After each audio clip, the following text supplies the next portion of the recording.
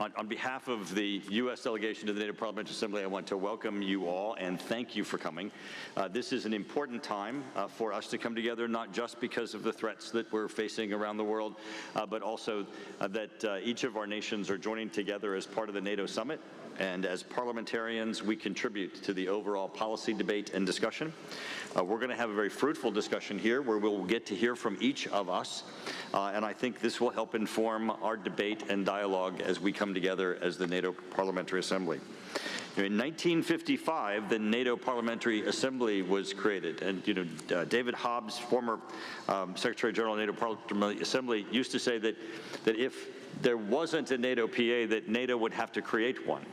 That it is such an important function that we do as the NATO Parliamentary Assembly in coming together to have a dialogue, to inform our fellow parliamentarians, and to discuss the ways in which we're formulating policy, that it is essential to the overall policy formulations of NATO itself.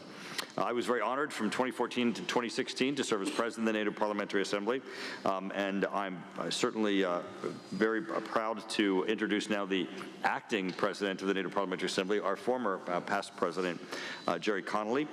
I appreciate that he has, for a short period, taken the presidency as we approach the summit, where he'll be able to represent us in addressing the NATO summit. You heard last night, Secretary General Stoltenberg has been very committed to the relationship with the NATO Parliamentary Assembly and ensuring that we have a voice at the summit, in addition to a place at the table always with him.